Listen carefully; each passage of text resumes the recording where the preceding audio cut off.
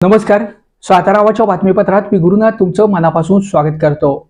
सातारा नगर परिषदेच्या 8 विषय समित्यांमध्ये एकाही समितीत स्थान न मिळाल्यामुळं प्रभाग क्रमांक 12च्या नगरसेविका सौ भारती किशोर शिंदे यांना विषय समित्यांमध्ये स्थान न मिळाल्यामुळं सामाजिक कार्यकर्ते सुशांत मोरे यांनी सातारा जिल्हाधिकारी संतोष पाटील यांच्याकडे या संदर्भात तक्रार दाखल केली आहे.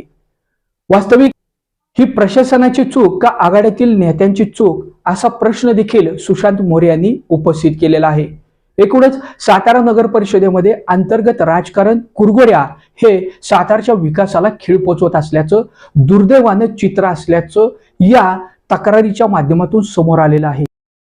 सातारा नगर परिषदेच्या 8 विषय समितीच्या सभापतींमध्ये सदस्य म्हणून डावलले गेल्याची भूमिका सुशांत मोरे यांनी जिल्हाधिकाऱ्यांकडे तक्रार स्वरूपात दिलेली आहे. नगरसेविका सौ भारती किशोर शिंदे यांना नेमकं का डावलण्यात आलं असा प्रश्न या निमित्तानं उपस्थित झालेला आहे. अंतर्गत राजकारण कुरघोड्या करू नका अशा कानपिचक्या काही दिवसांपूर्वीच नामदार शिवेंद्रसिंहराजे भोसले यांनी सर्वसाधारण सभेच्या आधी दिल्या, तरी देखील सभेमध्ये जे व्हायचं तेच झालं. अन्य नगरसेवकांच्या प्रश्नासंदर्भात चर्चा व विचारविनिमय न झाल्यामुळं ही सभा गुंडाळण्यात आली. या संदर्भात नंतर उपनगराध्यक्षांच्या दालनामध्ये सर्व नगरसेविका गेल्या असता त्यांनी देखील या संदर्भात भविष्यात असं होणार नाही असं सांगितलं.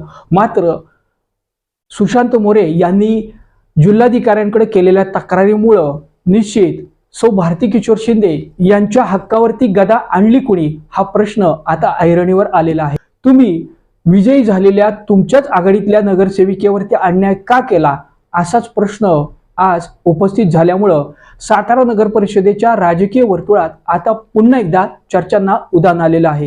वास्तविक स्वरूपात सातारा नगर परिषदेमध्ये भारतीय जनता पक्षाचं निर्विवाद वर्चस्व यावर्षी पाहायला मिळालं.